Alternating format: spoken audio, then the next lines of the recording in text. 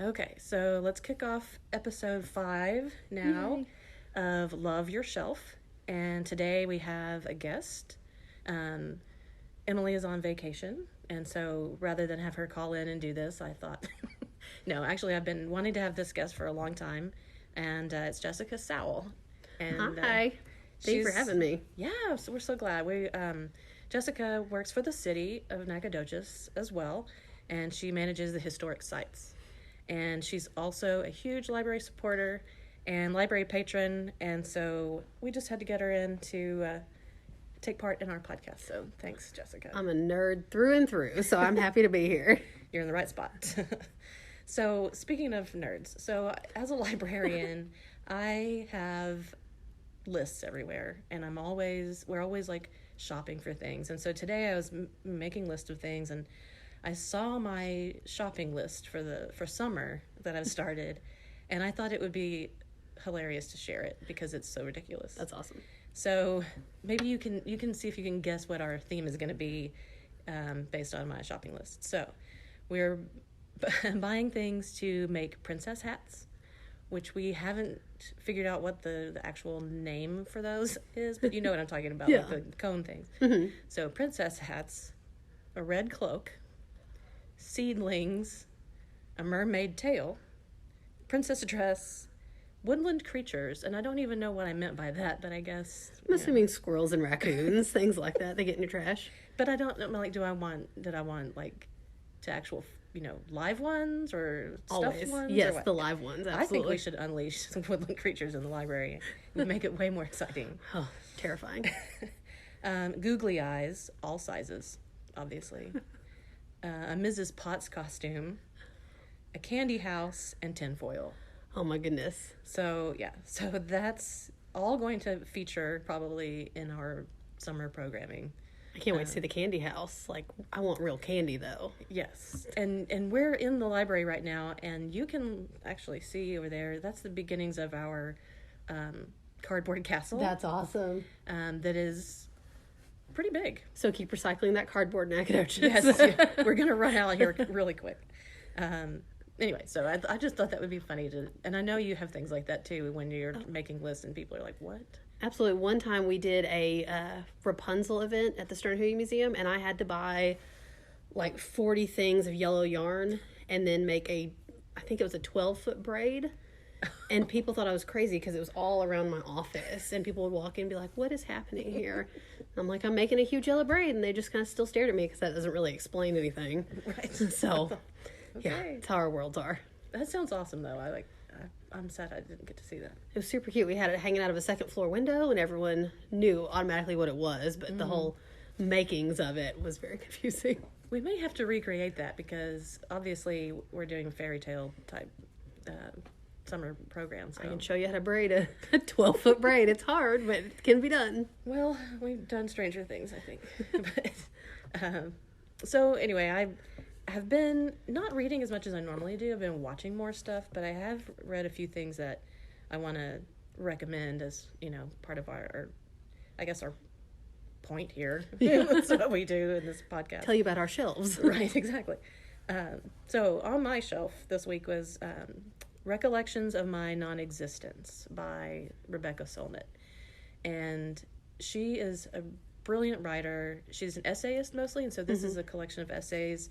And she wrote a really great, another book that is one of my favorites called Men Explain Things to Me. And Sounds awesome. So in that book, she describes that she was at a party, and met a gentleman who was explaining something to her, and then quoted her own book to her. And she said, well, actually, I wrote that. And he, anyway, you just have to read the passage. So, pretty fantastic. But I would definitely recommend it. I'd have to look into that. I have a hard time getting into essay books because I'm one of those, like, I start reading it, I get really invested, and then it's kind of over. Yeah. And the stories are wrapped up, which is great, but at the same time, I'm like, I want more meat to this. So I always look for good ones because sometimes they're harder to find. Yeah, and sometimes in a collection, there will only be one that's good. Yeah. So it's so frustrating sometimes. That's where recommendations are handy. And another one that I just started, but I have high hopes for, is called Don't Tell Me to Relax. Sounds awesome. And it's so hard now because everybody tells you to relax about everything lately. Yeah. Oh, be calm, it's fine. The subtitle is Emotional Resilience in the Age of Rage, Feels, and Freakouts. So that's not one of my normal sort of selections, but it's one. It actually won't come out until later this year, but it's one that I got an advance copy of, which librarians get to do. Because you're special. We do. We're so super special. I have so many advance copies right now that I haven't read, but I'm working on it. But so when I opened this one up, in the first page, it quotes Joseph Campbell, which for our podcast listeners kind of ties back. We were talking about Bill Moyers recently. Anyway, so I thought it was funny that I opened this up and Joseph Campbell was quoted there, and he said, "If you are falling, dive," which I really like that. I like that too. Yeah. So that way you take control of your circumstance. Exactly. Or, people might say lean in or whatever, that kind of thing. I think this is better than lean in. But yeah. And then he writes, the author is Ralph De La Rosa, and he writes about this experience that he had where every day he wakes up and he says this phrase. And the phrase is, being caught up in this world is like sleeping in a forest fire. And so... Again, that rings thought, very true. Yeah, I was like, well, this is certainly very prescient. So I have high hopes for that book. I hope it's going to be good. Another one that I read recently, and we do have this one at the library, it's This Is Where You Belong, The Art and Science of Loving the Place You Live by Melody Warnick. I have a copy of that on my bookshelf right now that our wonderful Main Street director gave me Cool. a couple months ago, and it's on my to-be-read list, which is getting really long lately, but that's one of the ones I want to read here pretty soon as well. Yeah, well, shout out to Amy Mahaffey. Thank goodness for her. Right. So, yeah, it's good. It's and I'm not a Nacogdoches native. I was born in East Texas, which is, close enough. I mean... pretty close. Yeah. But... but now I have really come to love Nacogdoches, and I think it has a lot of character and a lot of characters. And yes, it does. So I thought it was definitely worthwhile reading. And then the last one I'll mention is, it's actually an audiobook that I was listening to, and I didn't finish it because I wasn't getting that into it. So this is not necessarily a recommendation. It's always so hard when that happens, too. It's a book called A Very Punchable Face by Colin. How could you not love it? Exactly. I was ready to. Yeah. But it's by Colin Jost, the guy who's on SNL. He does the Weekend Update. Oh, okay. But I think too many times, especially when young people and they write memoirs, they write them as though they're like every detail about their lives is interesting. Mm-hmm. Which maybe, like that could be. Yeah. But, like maybe you want that level of detail about, Margaret Thatcher or something, but I don't know. Colin Jost has made it there yet. So I found that to be the case too. Also, now I can't remember the title, but it was Nick Offerman and Megan Mullally wrote a book together. Mm-hmm. And that was one I was like, this is going to be fascinating because they're hilarious people. Yeah, absolutely. But then they were just talking about like, well, and I grew up on a farm, and it wasn't that interesting. Yeah, so. And if you can't see them reading it or watch some or something like that, it's so hard because you want Ron Swanson to be the person telling it. Exactly. And sometimes it's hard to separate a real person from their character, especially when they're turned into an author then. Yes, and they take themselves very seriously too, which I thought was odd. That is odd. Especially their characters on Parks and Rec, you would not think that. No. I just posted a Parks and Rec meme on Facebook this afternoon because I was thinking about this. But it's the best show ever. So, what have you been reading? My stuff's a little all over the place right now. Everyone always assumes since I'm in museums, like it's all historic fiction, which a lot of times it is. I don't read a ton of biography and history books because then it turns into this whole, now I've got to research this, and there's only so many hours in the day. But normally it's a lot of suspense and historical fiction and things like that. But lately, things have been just so heavy in the world that my genres have drastically shifted. They're a little embarrassing not to insult anybody that listens to some of these things, but it's just very different from what I normally read. I have been going crazy on y'all's audiobooks. The series I started listening to, it's a cozy mystery series, which I did not know that was a genre until... There are 11 million cozy mystery series. Absolutely, because I started listening to it's the Kate Bay Murder Mystery series, and it's by Harper Lynn. And so I was trying to figure out which book came first because they're not numbered. And so I Googled Harper Lynn, and she's written like a million of these. And I was like, okay, so I got to figure out which series I'm listening to. But I've been listening to her audiobooks on the Kate Bay Murder Mysteries because they're easy and they're light, and it's in like Kate Bay, Rhode Island or something like that. And, you know, it's someone gets murdered every episode, but the little gumshoe lady who runs the coffee shop figures it out every time, and everything's resolved, and it's not bloody or scary or anything like that. So they're just so easy. Murder. It's just a little murder. Yeah. They're not even gory about it. I think the audiobooks are like 4.5 hours long. Oh, that's short. Yeah, so I've listened to a few of them, and all of a sudden I'm like, I'm 6 books in. Like, how did this happen? It's been 2 days. So I've listened to a lot of those lately. I'm on the 3rd book of the Discovery of Witches trilogy by, Deborah Harkness. I'm trudging through that one. The first book was fantastic, which is actually Discovery of Witches. The second one, which is Shadow of Night, it's all set in Elizabethan England, which is great, but there's so many details in it. Yeah. That down to the clothes and how they walked and who ate where at dinner, which is fun, but after a while you kind of lose yourself in it, and you're just like, okay, I've got these details, tell me what the characters are actually doing. So I got through the second one, and now I'm on to the third one, which is, I think, called The Book of Life. Yes. And that one's very good, because we're kind of back to the present, and we have all the characters that we love are all back together and doing things. So those have been great. They're just really long. Yes. So they're a commitment. Yes. Yes. And I enjoyed those too. I actually, I read those. Or I guess I started that back when the first book came out. So. And then now there's a television series. That I saw the ad for the TV series, and that's what got me on the books, because the guy who plays the main vampire, who plays Matthew, yes. I can't think what his name is in real life, the actor's name. No, I can't either. But I think he's very cute. Yes. And I like him in a lot of other movies, so I was like, okay, he's really cool, and let's see what the book's about as well. And then I kind of started reading all of them. Yeah, both of the leads in that show are really good. So anyway, I doubled the recommendation for me too. Yeah, so those are good. And then I took one of y'all's recommendations that you posted on Facebook about the Dutch House. Oh, yeah.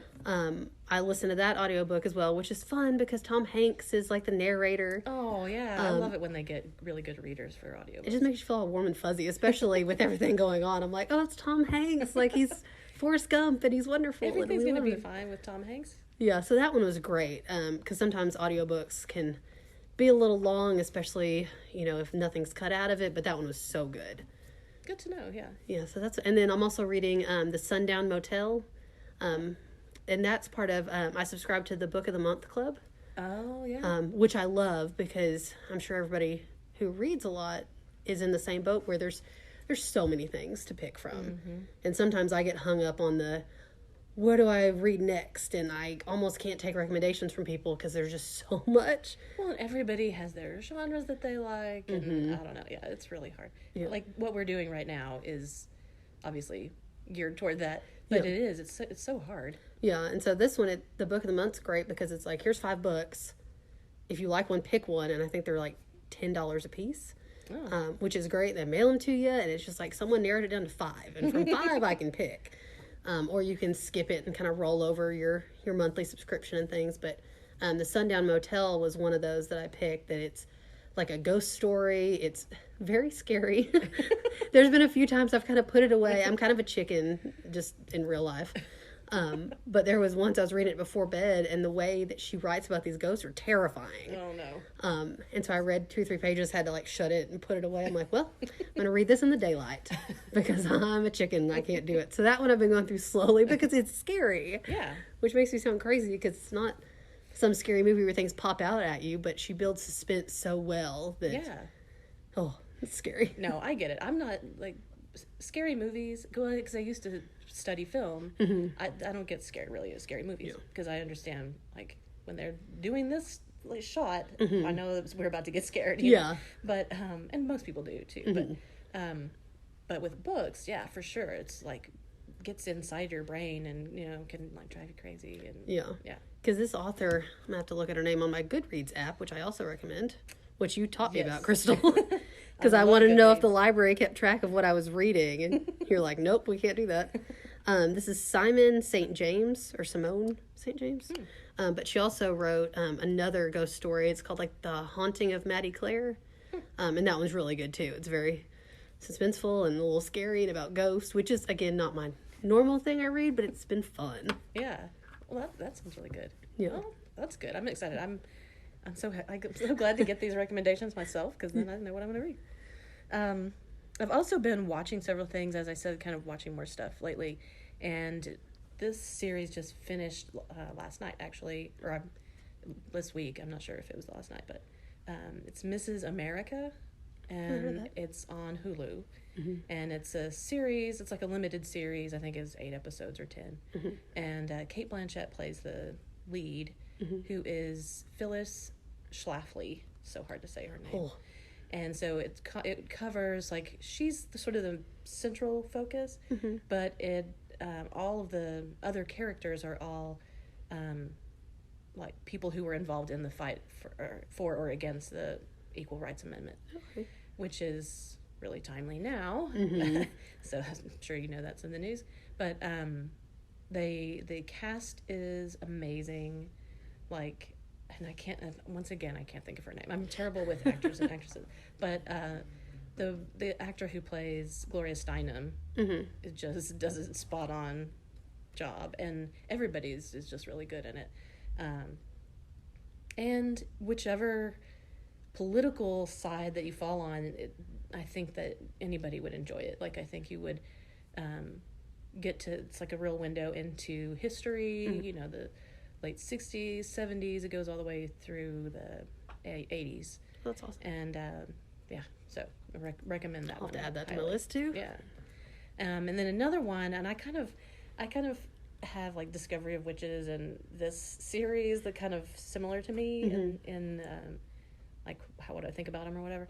And that's Outlander. Have you read any of those? I've heard that's really good, but I haven't.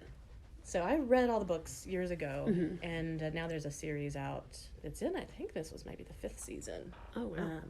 I can't remember, which is odd since I just finished watching it. But it's also very good, and it sort of, you think, if you're not into genre, you might be like, oh, this is about witches and vampires. I don't know. I don't want to read that. Yeah. Or this one has some time travel in it. That sounds stupid, but they're really not, and they really are like you said, that you can delve into history and and also the characters and how they relate to each other and everything. So I recommend both the books and the television show. It's very adult only, though, I will say that. It's like, warning, do not watch this with your kids. Right. And then there's another cute one that it just came out. I'm not sure if they're going to have a second season. I haven't followed up on it, but Zoe's Extraordinary Playlist. My mother-in-law said that was good, because she's one of those that constantly has like a song going in her head. So she said that was a lot like it. Yeah, it really is. And it's got like, they dance too. So that's awesome. So it's just like the character Zoe just one day starts, like, everything that she sees just stops, and then everybody that's like present in the room or whatever just turns into this choreographed dance and song all around her. It's a flash mob all the time. Exactly. Sounds terrifying. Or fun, who knows. Yeah. And then there was I don't, it's a spoiler, but there's a funny moment where she thinks it's that she's dreaming, but it's really happening. Oh no. Oh no. Yeah. And it's not really like dreaming either, but it just kind of like time stops, and then it's one person usually, like that she hears their song or whatever that they're singing. Fun. And so at first I thought, oh, this is a little cutesy and weird, but it turned out it's also heartwarming, and there's it's very heartwarming, because she's got a father who is ill, and and he can't speak or move, and so she can communicate with him through hearing his song or whatever. Oh, that's neat. Yeah. Anyway, so I recommend that. What about you? Anything going on? I just finished, and this was probably a month or two ago, watching The Good Place. Oh yes. Oh my I goodness. love that show. Kristen Bell and Ted Danson, and oh my goodness. It was one of those shows that I'm like, the entire time I'm like, this is great. Like, because I watch so many shows that once they hit like the fourth season, you're like, what happened here? Like, are you just like writing so we can drag this out or whatever? Exactly. But The Good Place, like all of it was good. The finale was probably the best finale I've ever seen on TV. I cried the whole way through it. I mean, like happy tears, and it was sweet because, of course, it's everyone in the afterlife trying to get to either the good place or the bad place and figuring out what makes people fundamentally good or bad, and how it's really heavy. It's heavy. I mean, in the concept, absolutely. The tone is the tone is fun because then it re-examines like what made people good 100 years ago is so much more complicated now. And so it's really interesting to see them do that, but in a fun and uplifting way. Like, we're all going to work together to figure this out, and then how they resolve kind of their eternity. And oh my gosh, it's so good. Oh, and yeah. I cried the whole way through the finale. Yeah, everybody should watch that show for sure. Yeah. So I watched that one a few months ago, and then a while back I finished Veep on HBO. Yes. Julia Louis-Dreyfus, and that's her name. Which I love that one because it just makes fun of politicians the whole time. It is very adult for a lot of language and situations, stuff like that. But it's really interesting to see her in a vice presidential role, and then to see all of the crazy things that have to happen behind the scenes for some of our politics to work and things to move, and then everything that goes wrong and her whole team trying to scramble. So that one's really good. I'm trying to get my husband to watch it. Oh, yeah. I would watch that one over again. Yeah, and that's, I think he's done 2 episodes, and I'm like, I'll watch it with you. Like, it's great, because I watched it without him because I didn't want to wait. Right. And so I just went on without him. So he's watched it a little bit, but it's one of those that we have to watch once our kid goes to sleep. Because, of course, the other thing I'm watching is anything on Disney Plus, because I have a 4-year-old. And we've watched Charlie and the Chocolate Factory every day for like the last 5 days. I was just going to ask, is he one of those that has to watch every day? Yeah, over and over. And sometimes we'll finish a movie and I'm like, okay, what do you want to watch next? I want to watch Willy Wonka again. I'm like, oh my goodness. So we've got to start the thing over, and I'm seeing Willy Wonka in my head the whole time. And oh yeah. Yeah, so everything on Disney Plus. But he does like a lot of the animal documentaries because he loves animals. So he's like, I want to watch the elephant movie. And we get to watch an elephant documentary at least for a while, because you can only watch Lion King so many times. And Beauty and the Beast, all the ones that I love, that I'm so excited to watch. And after a while, you're like, I just can't do it anymore. No. Yeah, I couldn't handle that. Yeah. I can't really. I used to, as a younger person, watch things over and over if I really enjoyed them. Mm-hmm. I don't do that at all. And the same thing with books. I would read books over and over, and I'd just completely changed my personality. I don't know what. Yeah. But I can't do it. I can't read books over and over, except for I have Barbara Kingsolver's Poisonwood Bible. Oh, yeah. Is my all-time favorite. I got to meet her and have the book signed last year, which was awesome. I almost cried when I talked to her, and I was like, keep it together, be cool. But that's one that I can read over and over. But most other books, I can't. I can watch some movies over and over if I really just can't pick something. Mm-hmm. Because same thing with, like we're talking about recommendations, if I have to go through all of Netflix or all of Hulu after a while, I'm like, I know. I've spent 2 hours trying to find something to watch. So at that point, I'll turn on Jurassic Park. Right. Because it's my favorite. Because I'm a dinosaur nerd, too. Nobody would ever guess my movie that I do that with. Uh-huh. But when it used to be on cable, I guess for whatever the stars aligned, when I was like at home watching cable, this show was on frequently. And I would always stop and watch it, and that is 28 Days Later. Really? The Sandra Bullock one? No. That's the one about her getting sober. Sorry. You're like, you just really revealed something. I was like, okay, whatever. No, it's the zombie movie. Yeah. Me and my husband watch World War Z a lot, which I don't know what that tells you about us either. But I wouldn't go now and go to Netflix and call it up and watch that. But if it was just on, I would probably stop and watch it. Yeah, there's a few movies like that too, where it's like, but it's on, and it's predictable, and sometimes that's comforting. Yeah. So I do that sometimes. That's always Jurassic Park. He's one of my favorite actors. So. Oh yeah. He's good. Anyway, Well, so usually what we do at the end of each podcast is we talk about something that's making us happy. And so I just happened to notice, and this was really making me extra super happy, almost giddy. I laughed and like giggled like a little girl when I saw that it was coming on. Is this Netflix series, Somebody Feed Phil? What is that? No. Oh my gosh. It is so cute. So it's this guy, Phil Rosenthal, who he made money like being the I guess producer of Everybody Loves Raymond. Like he created that show. And so now he just travels the world and eats. And dream talks job. about it. Yeah. And he gets so excited about it. Like he's a 50-something-year-old guy. Yeah. But he's like a little boy. He just gets so excited about everything. Oh my goodness, And that's awesome. he's so sweet and nice, and like he's like the purest person on the planet. Which, anyway, it was just really surprising to me. My sister recommended it a couple years ago, and season 3 just came out like today. That's awesome. And so I know exactly what I'm going to do this weekend. It's like, and that is No all I other will do plans. all Yeah. weekend. I have no other plans. How fun. It's really good. Yeah, I heard that, I don't know if you listen to Revisionist History, the podcast with Malcolm Gladwell. Yeah. He has, I think it's season 3 of the podcast, or 4, I don't know what season is, but the newest season's going to come out, I think in the middle of next week, and I'm chomping at the bit for it, because I love all things Malcolm Gladwell. I think he's so interesting, because he's so much smarter than I am, and I'm just like, wow, I would have never thought this way, but... Yeah, his latest book, The Talking to Strangers? yes. Yeah, that's on my list, too, to read. I just Yeah. haven't got there yet. I really enjoyed it.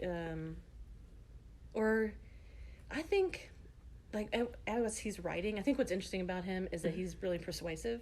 So as you're reading it, you're like, yeah, okay, yeah, he's right. He's got this all figured out. You know, he's got all the answers.